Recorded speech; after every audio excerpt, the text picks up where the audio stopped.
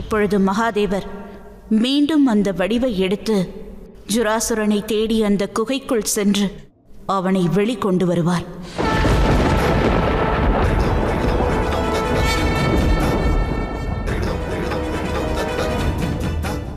அதற்குள்ளாக ஜுராசுரனின் வெப்பத்திலிருந்து பிரபஞ்சத்தை காப்பதற்காக ஒரு வழியை நீ கண்டறிந்தாக வேண்டும்.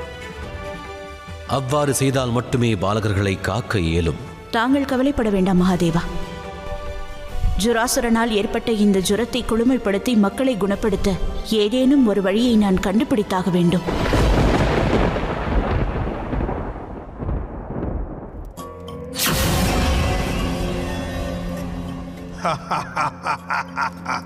என் வாழ்வில் பெரும் பகுதியை இந்த குகையில் கழித்து விட்டேன். ஆனால் இப்பொழுது இந்த பிரபஞ்சம் முழுவதையும் இந்த குகையில் இருந்து கொண்டே நான் ஆட்டி படைப்பேன்.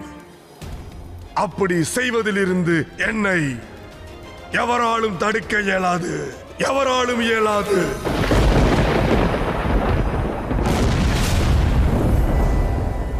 யாரது?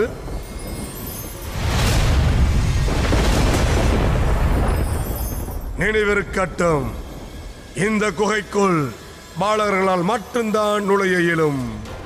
அதையும் மீறி நீ இந்த குகைக்குள் நுழைவதற்கு நீ முயற்சி செய்தால் நீயாகவே உனது மரணத்தை வரவழைத்துக் கொள்வாய்.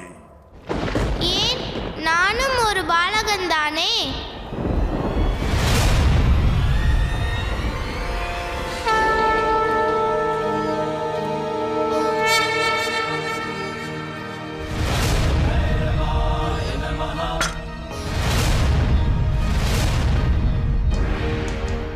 உன்னை பார்ப்பதற்கு அந்த மகாதேவனின் பக்தன் போல் தெரிகிறாய். உன் மூலமாக இன்று நான் மிக ஆனந்தமாக இருக்கப் போகின்றேன். நான்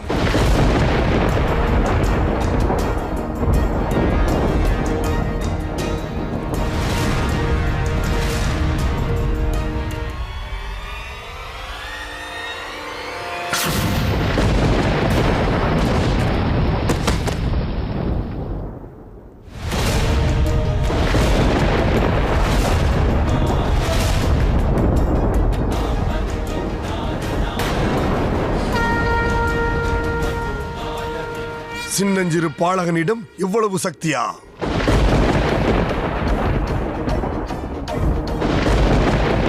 வா பைரவா வா.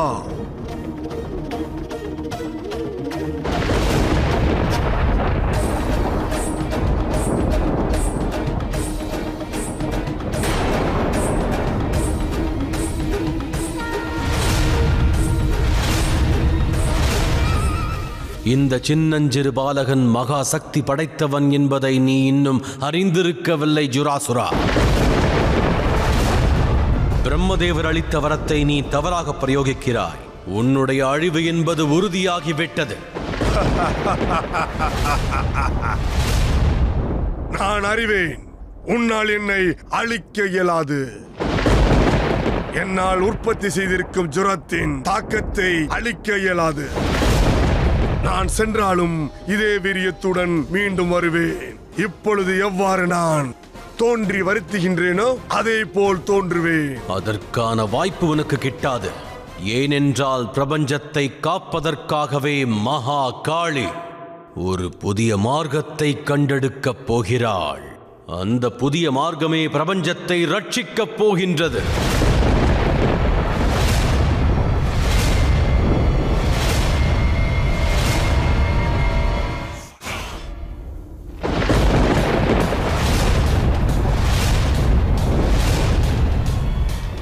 தாயே, ஜுராசுரனின் வெப்பமானது கொஞ்சம் கொஞ்சமாக அதிகரித்து கைலாயத்தை நோக்கி வந்து கொண்டிருக்கிறது.